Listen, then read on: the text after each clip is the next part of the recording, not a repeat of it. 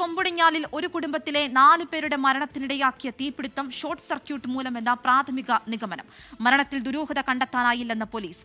മൃതദേഹ അവശിഷ്ടങ്ങൾ ശാസ്ത്രീയ പരിശോധനയ്ക്കായി ഇടുക്കി മെഡിക്കൽ കോളേജിലേക്ക് മാറ്റി.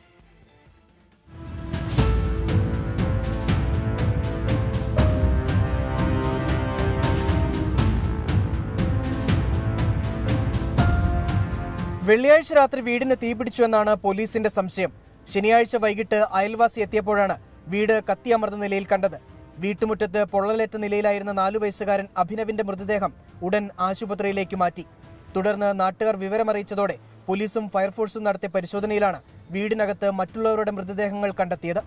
അഭിനവിന്റേതൊഴികെ മറ്റാരുടെയും മൃതദേഹങ്ങൾ തിരിച്ചറിയാൻ കഴിയാവുന്ന രീതിയിലായിരുന്നില്ല. ഞായറാഴ്ച ഉച്ചയോടെ ഫോറൻസിക് സംഘവും ഡോഗ് സ്ക്വാഡും എത്തി പരിശോധന നടത്തി. മരണത്തിൽ ദുരൂഹതയില്ലെന്നാണ് ബന്ധുക്കളും പറയുന്നത്.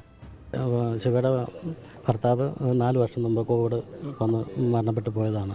അന്നേരം ഇളയ കൊച്ചിന് അന്ന് 9 മാസം പ്രായമായതുള്ളൂ. ആ ഒരു സിറ്റുവേഷനിൽ അവരിങ്ങനെ വളരെ പ്രയാസപ്പെട്ട് ഇങ്ങനെ ജീവിച്ചു വരികയായിരുന്നു. ഒരു ആത്മഹത്യയുടെ ഒരു സൂചനയൊന്നും അങ്ങനെയൊന്നും നമുക്ക് ഇതുവരെ ഒന്നും തോന്നിയിട്ടില്ല. ഒരു അപകടമായിട്ടാണ് എനിക്ക് തോന്നുന്നത്. പൂർണ്ണമായി കത്തിക്കരിഞ്ഞ നിലയിലുള്ള ശുഭയുടെയും മാതാവ് പൊന്നമ്മയുടെയും മകൻ അഭിനന്ദിന്റെയും മൃതദേഹാവശിഷ്ടങ്ങൾ ശാസ്ത്രീയ പരിശോധനയ്ക്കായി ഇടുക്കി മെഡിക്കൽ കോളേജ് ആശുപത്രിയിലേക്ക് മാറ്റി. അസ്വാഭാവിക മരണത്തിനാണ് വെള്ളത്തൂവൽ പോലീസ് കേസെടുത്തിരിക്കുന്നത്. 24 ഇടുക്കി.